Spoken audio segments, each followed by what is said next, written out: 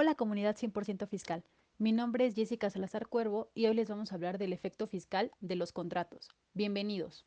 Es un contrato que se contempla en la Ley de Títulos y Operaciones de Crédito y se define en su artículo 8, donde se establece, me voy a permitir leerlo, que es un contrato a través del cual el arrendador se obliga a adquirir determinados bienes y a conceder su uso o goce temporal a plazo forzoso.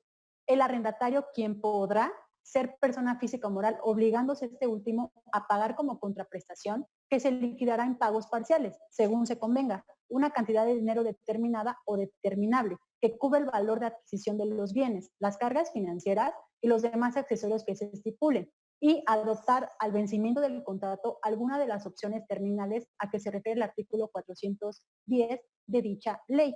Esto es importante porque cambia la definición de arrendamiento financiero contemplada en la Ley General de Títulos y Operaciones de Crédito versus la definición que nos contempla el Código Fiscal de la Federación. Para efectos fiscales, ahora lo vamos a revisar.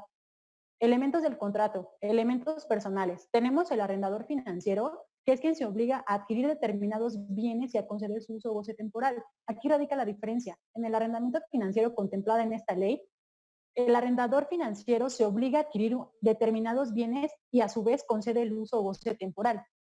También tenemos el arrendatario financiero, que es quien tiene la obligación de adquirir los bienes al término del contrato. Tenemos los elementos reales. El objeto, por ejemplo, de este contrato son los bienes que serán adquiridos por el arrendador financiero para otorgar su uso o goce temporal. La contraprestación, que consiste en los pagos parciales según se convenga y consistirá en una cantidad de dinero determinada o determinable que cubra el valor de la adquisición de los bienes los que se adquirieron para poder otorgar en uso o goce temporal, las cargas financieras y los demás accesorios que se estipulen.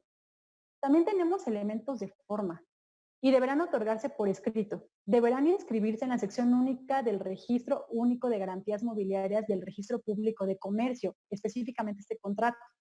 Esto en el folio electrónico del arrendador y del arrendatario, a fin de que surta efectos contra terceros, sin perjuicio de hacerlo en otros registros especiales que las leyes determinan. Ahora, recuerdan que cuando les comenté la definición hablaba de opciones terminales.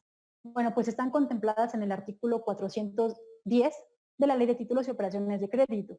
Y esas opciones son tres. La compra de los bienes a un precio inferior a su valor de adquisición que quedará fijado en el contrato. Esto es una vez que termine ya el contrato, se puede comprar o adquirir ese bien a un precio inferior al valor de su adquisición. Esto quedará regulado en el contrato. La otra opción, prorrogar el plazo para continuar con el uso o goce temporal, pagando una renta inferior a los plazos periódicos que venía haciendo, conforme a las bases que se establezcan en el contrato. Y tres, a participar con el arrendador en el precio de la venta de los bienes a un tercero, en las proporciones y términos que se convengan en el contrato. Entonces, pues, tiene un beneficio, ¿no? Bueno, tres, y tú eliges cuál es el que quieres. Ahora bien, la entrega del bien. En los contratos de arrendamiento financiero en los que se es susceptible la entrega material de los bienes, ya sea realizada directamente al arrendatario por el proveedor, fabricante o construcción en las fechas previamente convenidas, el arrendatario quedará obligado a entregar constancia del recibo de los bienes al arrendador. Salvo pacto en contrario, la obligación de pago del precio del arrendamiento financiero se inicia a partir de la firma del contrato, aunque se haya hecho la entrega material de los bienes objeto del contrato, aunque no se haya hecho la entrega material de los bienes objeto del contrato, es decir, a partir de la firma. En los casos en que el arrendador estará obligado a entregar al arrendatario los documentos necesarios para que el mismo quede legitimizado a fin de recibirlos directamente. Todos los documentos que avalen este contrato se les tienen que entregar al arrendatario. Ahora, ¿cuáles son las obligaciones del arrendatario? Bueno, informar sobre la entrega de los bienes, conservar los bienes en el estado que permita el uso normal que les corresponda, a dar el mantenimiento necesario para este propósito, hacer por su cuenta del arrendatario, las reparaciones que se requieran, así como adquirir las refacciones e implementos necesarios según correspondan en el contrato. Deberá seleccionar al proveedor, fabricante o constructor y autorizar los términos y condiciones y especificaciones que se contengan en un pedido u orden de compra, identificando y describiendo los bienes que se adquirirán. asumen los riesgos y los vicios o defectos del contrato. Eso sí está muy establecido. Tienen la obligación de defensa de los bienes objetos del contrato. A su vez, las obligaciones del arrendador, estará obligado a entregar al arrendatario los documentos necesarios para que el mismo quede legitimizado a fin de recibirlos directamente en términos del artículo 411 de la Ley de Títulos y Operaciones de Crédito, que es justamente lo que les comentaba anteriormente, se deben entregar todos los documentos necesarios. Ahora, ¿cuáles son los derechos del arrendador? Bueno, en este caso, en un caso de controversia judicial, ya sea demanda o durante el juicio, podrá solicitar la posesión de los bienes, si es que se llegaran a ir a un litigio, y pues tiene derecho a obtener un seguro o garantía del cumplimiento del contrato. Aquí les dejo una tesis que me voy a permitir leer su rubro. Esto es importante. ¿Por qué? Porque el arrendamiento financiero, conforme al boletín D5 de las normas de información financiera, si un particular celebró un contrato de esa naturaleza, es decir, de arrendamiento financiero, pero contablemente le dio el tratamiento de arrendamiento puro, al asignar el régimen de gasto y no considerarlo como un activo, no debe tomarse dicha operación como se pactó, es decir, como arrendamiento financiero. Recordemos que esto es un caso específico y están regulados aquí en la tesis, pero es muy importante para el tratamiento fiscal que se le va a dar. Esa es otra tesis, arrendamiento financiero, interpretación del artículo 15 del Código Fiscal de la Federación, que prevé el contrato relativo.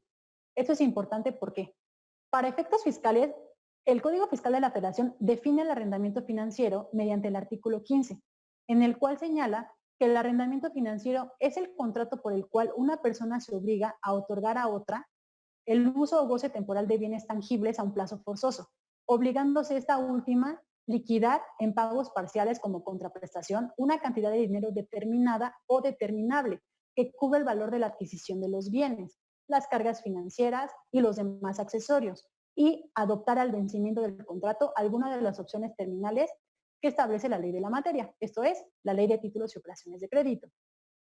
Señala también el mismo precepto que en las operaciones de arrendamiento financiero, el contrato respectivo deberá celebrarse por escrito y consignar expresamente el valor del bien objeto de la operación y la tasa de interés pactada o la mecánica para determinarlo. Esto es, hablamos de razón de negocios y materialidad, ¿no? Dentro de ese mismo contrato. Entonces, en ese mismo orden de ideas, es importante establecer que el artículo 14 del mismo código define qué se entiende por enajenación. Enajenación, o sea, es decir, hay una relación entre este contrato y el de enajenación. ¿Por qué? Porque el 14 del código establece que se entiende por enajenación, entre otras actividades, la que se realiza por medio de arrendamiento financiero. Es decir, ya hablamos que cuando termina el contrato de arrendamiento financiero se puede adquirir el bien. Entonces, esa enajenación se considera como tal para efectos pues, fiscales, ¿no? Ahora aquí la distinción entre una definición y otra. Ya lo vimos, digamos, leímos, ya las conocemos. Bueno, la mayor diferencia está en que en el de la Ley General de Títulos y Operaciones de Crédito se le establece una obligación al arrendador. ¿Por qué? Porque se le obliga a adquirir determinados bienes para poder conceder su uso o goce temporal.